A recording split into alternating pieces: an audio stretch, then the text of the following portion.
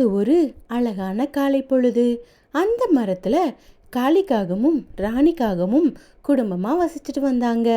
அவங்க எப்பவுமே தன்னை சுத்தி இருக்கிறவங்க மற்ற மிருகங்கள்லாம் நம்மளை விட நல்லா இருக்கக்கூடாதுன்னே நினைக்கிற ஒரு மோசமான காகங்கள். அன்னைக்கு ஒரு நாள் காளிக்காக சொல்லுச்சு, இங்க பாரு ராணி, நம்ம வீட்டில் மட்டும்தான் திருக்கார்த்திகைக்கு விளக்கு ஏற்றிருக்கோம்.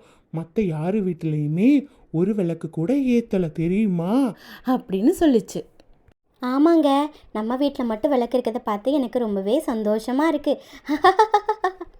பக்கத்து மரத்திலேயே தன்விக்குருவி தன்னோட குழந்தைங்களோட வசிச்சுட்டு வந்துச்சு.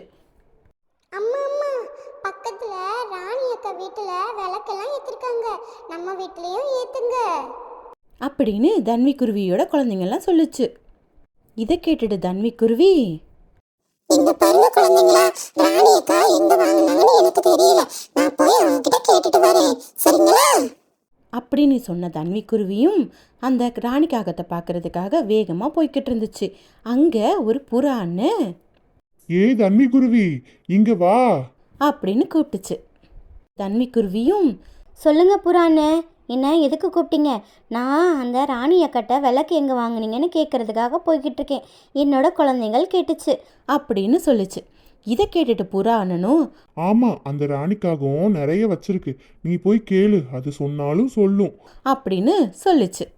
இதை கேட்டுட்டு தன்விக்குருவியும் காளிக்காகத்திட்ட போய், காளி என்ன, நீங்கள் விளக்கு வாங்கியிருக்கீங்கல்ல, அந்த விளக்கு எங்கே வாங்குனீங்கன்னு கொஞ்சம் எனக்கு சொன்னால் என்னோட குழந்தைங்களுக்கு நானும் வெளிச்சம் காட்டுவேன், நீங்கள் கொஞ்சம் சொல்ல முடியுமான்னு கேட்டுச்சு.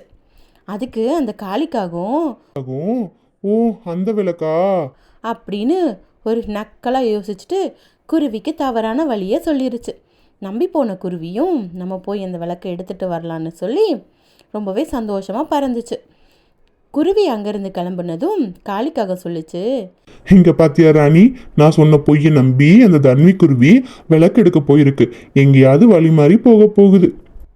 ராணிக்காகவும், ஆமாங்க, நம்ம ஒன்று வச்சோன்னே அதுக்கும் வேணுமாம்ல, போகட்டும், போய் காடு காடாக திரியட்டும் அப்படின்னு ரெண்டு காகங்களும் ரொம்பவே மோசமாக சிரிச்சுது. தன்விக்குருவியும் அவங்க சொன்ன பொய்யை நம்பி பனி பொழியிற நேரத்துலையும் பாவம் தன்னோட குழந்தைகளுக்காக எங்கெங்கெல்லாமோ தேடி தேடி அலைஞ்சு கடைசியாக அது ரொம்பவே சோர்வாயிருச்சு. சரி, ஒரு மரக்கலையில் உட்காந்து அமருவோம் அப்படின்னு உட்காந்துச்சு.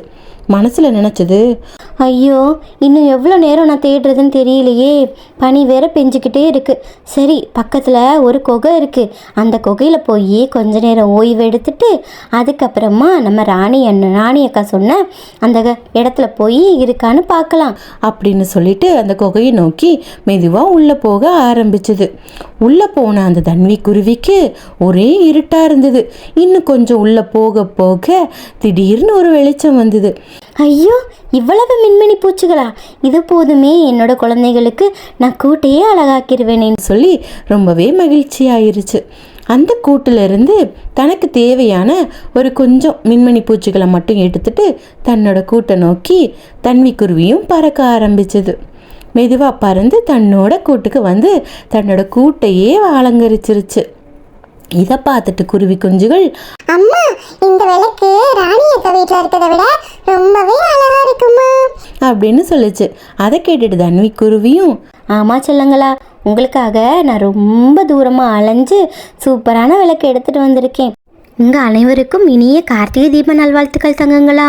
இதை பார்த்துட்டு இருந்த ராணிக்காகவும் காளிக்காகவும், ஏங்க, நம்ம விளக்கு பனியில் அணைஞ்சே போச்சுங்க.